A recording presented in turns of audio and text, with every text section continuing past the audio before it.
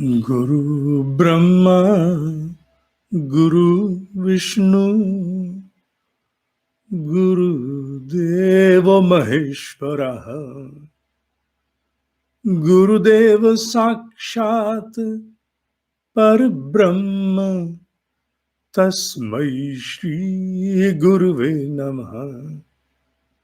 अखंड मंडलाकारं व्याप्तं येन चराचरं तत्पदं दर्शितं येन तस्मै श्री गुरुवे नमः। ओम श्री गुरुवे नमः। महात्मा तैलंग स्वामी रूपेण आवाहयामि स्थापयामि ध्यायामि पूजयामि ततो नमस्कारं करोमि।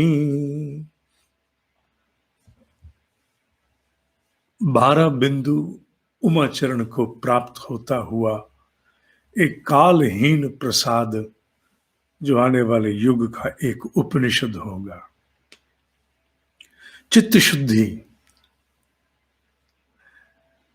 चित्त शुद्धि। ब्रह्म ऋषि कहते हैं हिंदू धर्म का तो सार ही चित्त शुद्धि है। अर्थात सनातन देव संस्कृति का आधार जहां एक तरफ कर्म फल और पुनर्जन्म है, तो कर्म फल और पुनर्जन्म के पीछे का सार क्या है? चित्त शुद्धि। ये मैंने जोड़ा है।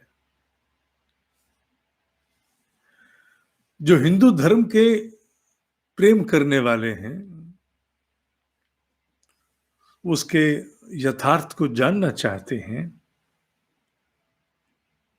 तो उन्हें इस विशेष तत्व के प्रति गंभीरता से ध्यान देना चाहिए। कौन सा तत्व? चित्त शुद्धि। उपासना कोई हो, साकार हो निराकार हो, एक ईश्वर की हो, अनेक ईश्वर के प्रति भक्ति हो, द्वैत हो अद्वैत हो, ज्ञान हो, कर्मवाद इत्यादि हो, कुछ भी हो, कुछ भी हो, ब्रह्म ऋषि कहते हैं चित्त शुद्धि के सामने सब शब्द उनका है, मेरा नहीं, तुच्छ है। चित्त शुद्धि के सामने ये सब कुछ तुच्छ है। चित्त शुद्धि से ही सभी मत माने जितनी विचारधाराएं हैं, अद्वैत, द्वैत, एक ईश्वर, अनेक ईश्वर, भक्ति योग, कर्म योग, सारे चित्त शुद्धि से ही ये सारे मत माने what do you believe in, how do you believe in, your belief शुद्ध है, और चित्त शुद्धि के अभाव में ये सब अशुद्ध है।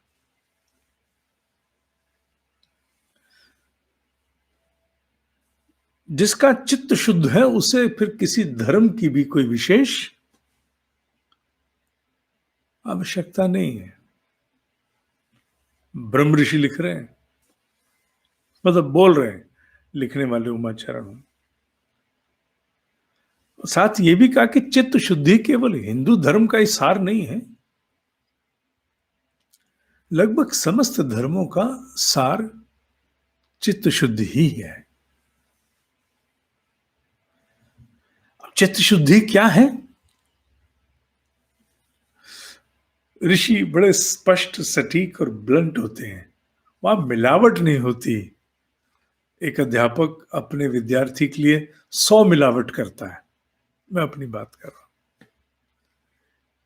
मिलावट में हम जीते हैं, मिलावट के साथ सत्य को भी परोस के देना पड़ता है।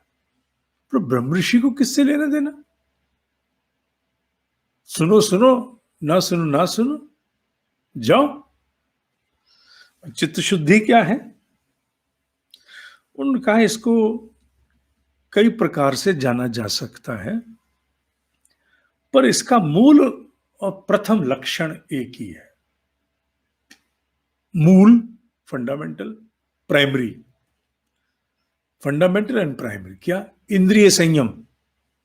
ओ तेरी, वहीं मारा जहां पानी नहीं था।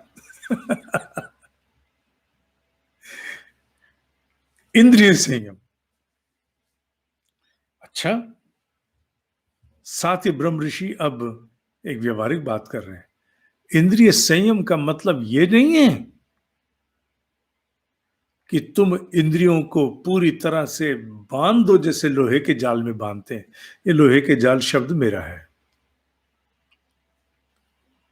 उन्होंने तो इसके लिए शब्द उच्छेद या ध्वंस करना प्रयोग किया है।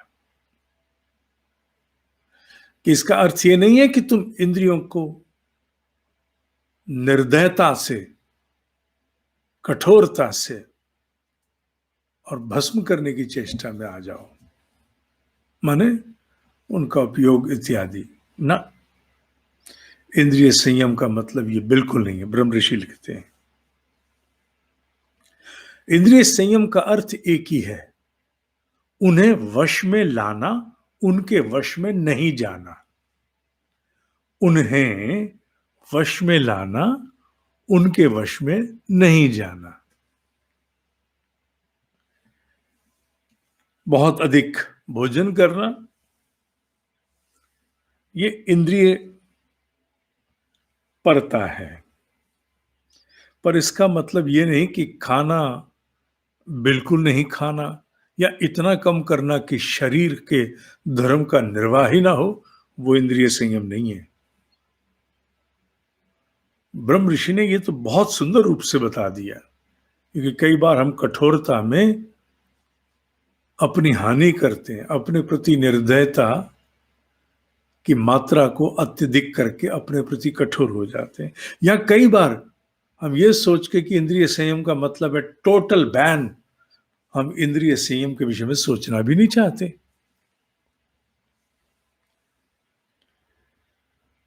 उन्होंने कहा केवल स्वास्थ्य की रक्षा के लिए जितने आहार की आवश्यकता है उतना करना इंद्रिय संयम ही माना जाएगा। मोटी बात है, इंद्रियों के प्रति आसक्ति का अभाव, इसी को इंद्रिय संयम कहा जा सकता है। अब ये गंभीरता सुनना, इंद्रियों में तो सभी इंद्रियां आ गई, सारे स्टूडेंट्स बड़े हैं, सब अपना अपना विचार समझ सकते हैं। आत्मरक्षा, धर्म रक्षा और ऐच्छिक नियम रक्षा। आत्मरक्षा, धर्म रक्षा, ऐच्छिक नियम रक्षा। ऐच्छिक नियम रक्षा एक बड़ा गंभीर विषय है जिसको यहां नहीं समझाया जा सकता। जितने इंद्रिय चरितार्थ की आवश्यकता हो उससे अधिक इंद्रिय परितृप्ति की अभिलाषा करती है तो वो इंद्रिय संयम नहीं है। पर आत्मरक्षा के लिए, धर्म रक्षा के लिए, ऐच्छिक नियम की रक्षा के लिए जितना इंद्रिय प्रयोग या इंद्रिय भोग कह सकता हूं, वो इंद्रिय संयम में ही आएगा।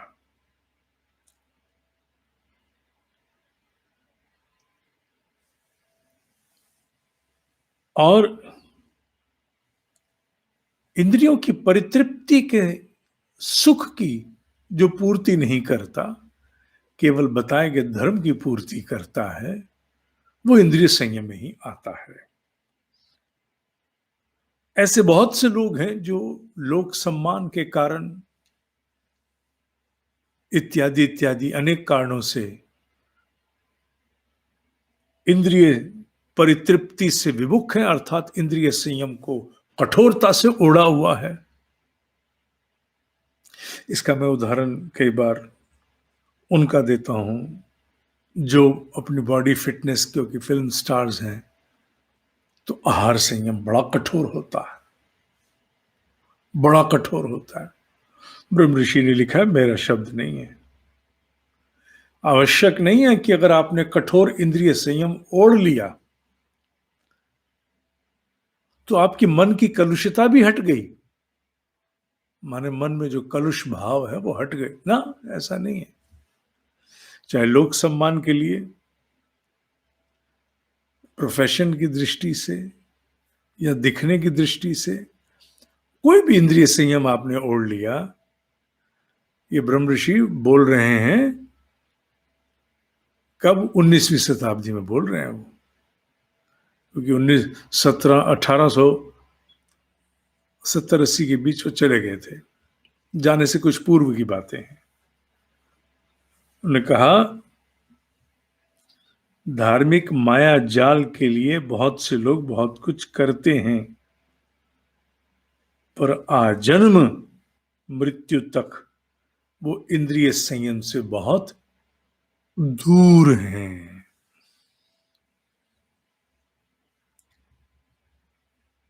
इंद्रिय परितृप्त करो या ना करो, माने इंद्रियों की पूर्ति करो या ना करो, पर जब मन से इंद्रियों की पूर्ति करने का, माने इंद्रियों का भोग करने का भाव मन में ना आए, इंद्रिय भोग करो या ना करो वो अलग बात है, पर अगर इंद्रिय भोग करने का भाव मन में ना आए, केवल आत्मा धर्म रक्षार्थ इत्यादि करना पड़े और उसमें भी सुख की अनुभूति नहीं हो, सुख की अनुभूति नहीं हो, ऋषि ब्लंट है भाई, सुनना पड़ेगा, उसके स्थान पर दुख की अनुभूति हो, तो समझना चाहिए इंद्रिय संयम हो गया। ये किसके लिए बोल रहे हैं वो? उमाचरण के लिए। कौन है उमाचरण? जो तैयार हो गया साधक। बाकी सब के लिए ना, नहीं, बाकी सब के लिए नहीं। सबकी अपनी अपनी यात्रा है ना, सबका अपना अपना समय है। Everybody will take their own time, everyone will take their own time. इंद्रिय संयम के अभाव में देखो, ये साधकों को कहा गया जो तैयार हो चुके हैं। ये भाव हर किसी के लिए नहीं है, हर कोई सोचे मेरे लिए ना, जो साधक तैयार हो गए। उन्होंने कहा इंद्रिय संयम के अभाव में कोई भी तप, कोई उपासना, कोई कठोर तपश्चर्या व्यर्थ है। ब्रह्म ऋषि अध्यापक होगा तो वो इस पंक्ति को हटा देगा। क्यों? क्योंकि उसे अपने साथ बहुत कुछ लेके चलना है अभी, पर ब्रह्म ऋषि के शब्दों के साथ न्याय होना है, इसलिए अध्यापक अपने आप को हटाता है। अध्यापक अपने आप को बीच में बाद में लाता रहेगा। केवल योग या तप से ही इंद्रिय संयम नहीं होता है। इस संसार धर्म में ही इंद्रिय संयम हो सकता है, right in the middle of the family, इस गृहस्थ में ही। जंगल में जाके, एकांत में जाकर के योग तप करना, ब्रह्म ऋषि का शब्द है, सोचा जा सकता है कि वो इंद्रिय संयम है, सोचा जा सकता है। कोई ये सोचे मैं गुफाओं में जाके साधना करूंगा, यहां नहीं, कोई, सब कोई नहीं, उसमें तो बड़े बड़े महान ब्रह्म ऋषि भी हैं जो गुफाओं में जाते हैं, पर ये कोई की बात हो रही है। माने जैसे आम लोगों में वैराग्य जाग जाता है, हम सब छोड़ के जा रहे हैं, उनके लिए विशेष रूप से उन्होंने कहा जैसे मिट्टी का कच्चा बर्तन खाली हल्का सा हाथ लगने से भी टूट जाता है, ऐसे व्यक्ति एकांत में जाकर के, जंगलों में जाके साधनाएं करते हैं, ऐसे व्यक्ति, सबके लिए नहीं। तो उसी प्रकार है कि इंद्रिय लोभ के जरा से स्पर्श से ढह जाएंगे। ये शब्द उन्हीं के लिखा, ढह जाएंगे। प्रतिदिन इंद्रिय भोग की सामग्री के संपर्क में आना। अब ये शब्द किसके लिए? अब ये शब्द तुम्हारे लिए, तुम्हारे लिए, मेरे लिए ना, उल्टा शुरू करते हैं। अब जो शब्द आने वाले हैं वो मेरे लिए, तुम्हारे लिए, तुम्हारे लिए। दो YouTube फेसबुक पे चल रहा है ना, इसलिए दो कैमरे अलग अलग, तीसरा एक और भी है, ठीक है। अब ये मेरे लिए, तुम्हारे लिए, तुम्हारे लिए।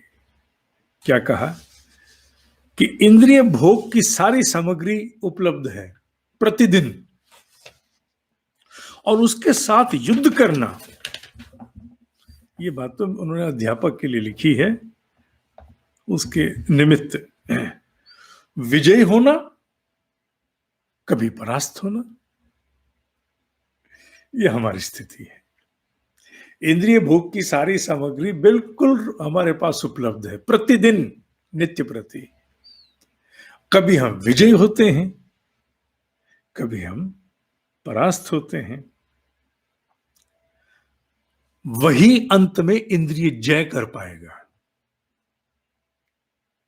हम रोते रहते हैं ना, हम रोते रहते हैं, मेरा ये नहीं हो रहा, मेरा वो नहीं हो रहा, मेरा वो नहीं हो रहा, मेरा संयम टूट गया, मेरा फला टूट गया, मेरा वो नहीं टूट रहा, मेरा वो नहीं हो रहा, चू चू चू चू करते हैं ना।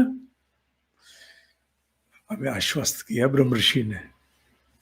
ब्रह्म ऋषि ने पीठ के पीछे हाथ रख के कहा है, अंत में वही इंद्रिय जय कर सकता, ये उनका शब्द है। जो बीच में इंद्रिय भोग के रहे, गृहस्थी में घर नहीं छोड़े, इंद्रिय भोग के सारे सामान हो, कभी जीत कभी बाजी मार गए कौरव, कभी बाजी मारी पांडवों ने।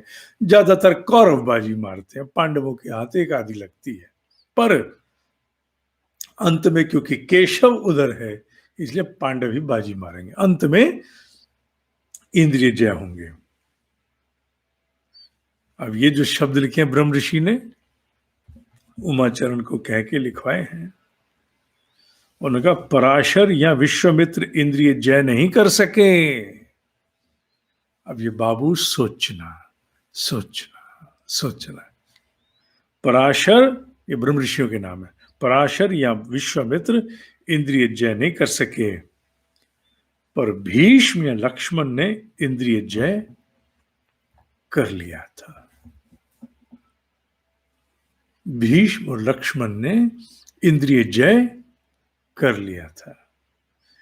अभी इतना नहीं है, अभी और भी है, बाकी कल के सत्संग में हम इसे लेंगे। पर चित्त शुद्धि बड़ा गंभीर, साधक के लिए चुनौती, साधक के लिए आश्वासन, दोनों का एक पुंज है ब्रह्म ऋषि का ये चित्त शुद्धि पर दिया गया बिंदु, जिसके दर्शन मैं पहले अपने आप में करता हूं, फिर तुम्हें करने के लिए कहता हूं, क्योंकि इस हार और जीत में मैं भी हूं। सहनावतु सहनौ भुनक्तु सह वीर्यम करवावहै, और तुम भी करते हो। अतः इससे हमें बहुत महान प्रेरणा मिलती है, बड़ा आश्वासन मिलता है ब्रह्म ऋषि के शब्दों से। आज के लिए इतना ही। ओम ही सत्य है, ओम ही सत्य है, ओम ही सत्य है।